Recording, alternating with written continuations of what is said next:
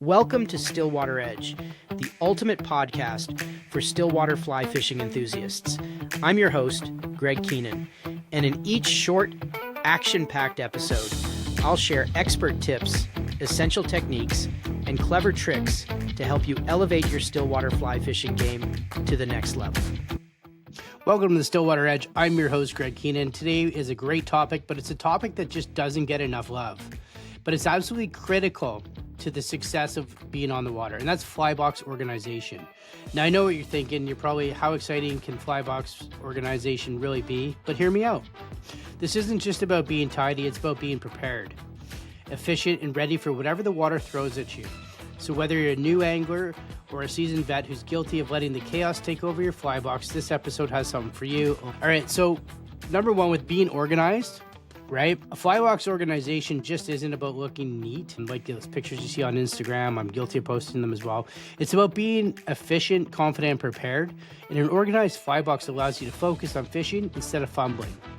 Okay? But the benefits far go beyond the convenience. So let's break it down step by step in how you can organize your flies and regain some time on the water, right? So number one is a way to sort your flies by the type and the purpose. And what I mean that is, first things first, let's divide your flies into categories based on the type. So if there's chironomids, if there's leeches, if there's scuds, if there's damsels, terrestrials, dries, nymphs. If you fish a variety of water or water types or different species, so your bass flies, your pike flies, your carp flies, right? I want you to consider dedicating separate boxes for each. For example, for many years, I had a box exclusively for stillwater chironomids, another for leeches, and another for streamers, and one for dries and terrestrials. And that was an effective setup. I knew exactly where everything was.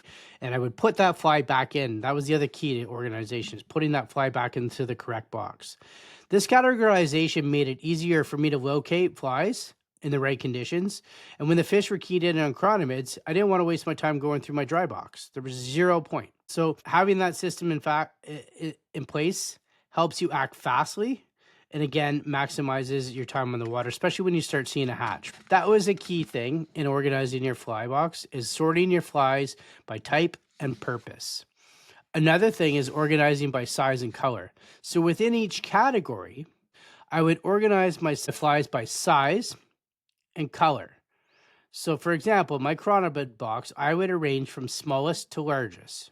I would also go from light to dark.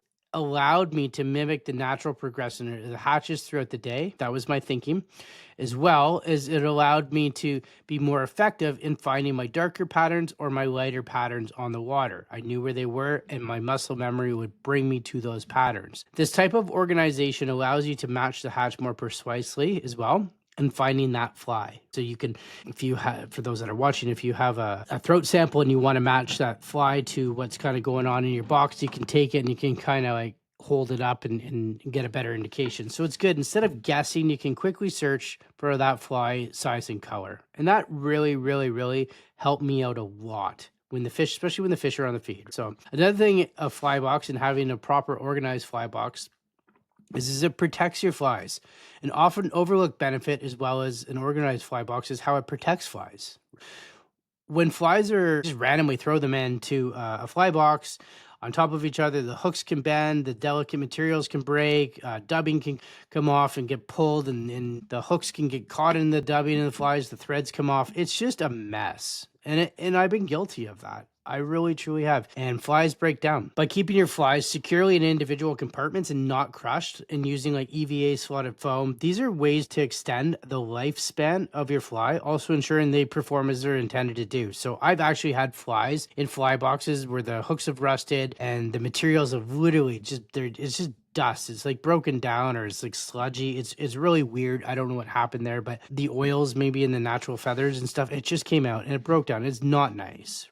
You've spent the time, you've organized it, and one of the ways you can protect your flies is to invest in quality fly boxes with waterproof seals. That'll definitely ensure that the moisture doesn't get in there, because even a small amount of moisture inside a fly box can ruin and rust your hooks pretty bad and ruin your flies really bad, like I mentioned earlier. So again, even if you ever drop your fly box in the water or get water on it, we've all experienced that. A sealed fly box is great. It's waterproof. That's what you want. It happens. Fly boxes get wet. So then fourth key factor in fly box organization, in my opinion, again, it's the time saving factor. Time on the water.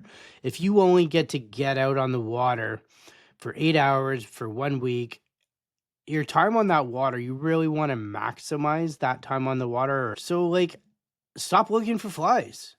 That's why an organized fly box is good. So again, having an organized fly box allows you to quickly locate the right fly without rummaging through a mess.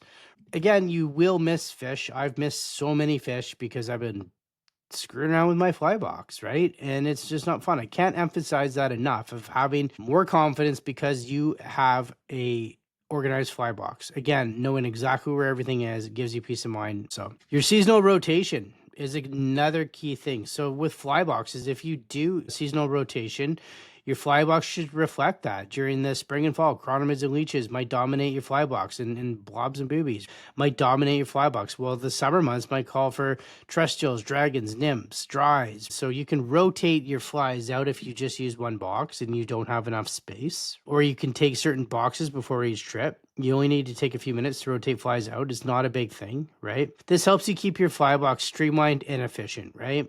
And you're only carrying what you need if you're doing that. Or if you go to individual boxes, you can just pack the boxes that you need. These are tips that is going to be more efficient. Like, no one wants to carry 12 fly boxes into a lake. I don't, especially if you're only going to use 1 or 2 boxes. So labeling and customization is another key factor that you can do to make sure that your fly boxes are maximized. So labeling your fly boxes, which I used to do. I just used to use masking tape. Now in more detail than I use. I bought a printer thing, and it's fantastic. So labeling your fly boxes, you can take out the organization to the next level. It works. Permanent marker works. Anything to identify so you don't have to open up that fly box. So on the outside of the box, and that's why we label it, is to try and minimize opening up the fly box while on the water and finding that fly box really quickly. For example, you write chironomids, streamers.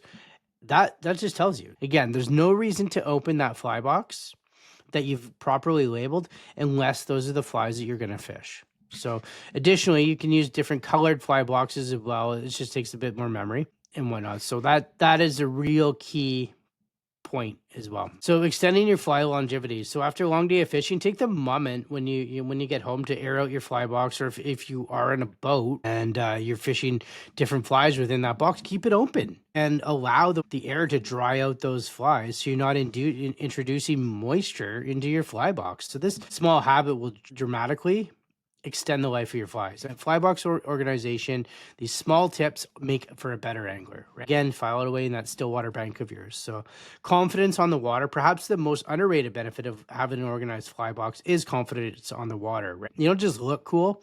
You know what you're doing. You're confident. You know where that fly is. I'm going to get that fly. I'm going to fish that fly. It's just confidence. It allows you to focus on fishing. And confidence is everything in fly fishing, especially in Stillwater. So there you have it. The art of fly box organization. Whether you're a beginner or a seasoned angler, taking the time to organize your flies will pay dividends in efficiency, confidence, and the lifespan of your gear. It's one of those small habits that can make a huge difference in overall fishing experience. I really want you guys to do some homework and try and organize your fly box. Like I mentioned, I give you some great tips. If you have tips or something that I've missed, feel free to reach out. Let me know what those are, because I'm always learning and I want to learn more. So as always, guys, follow for more value. Happy fishing, and I'll see you next week.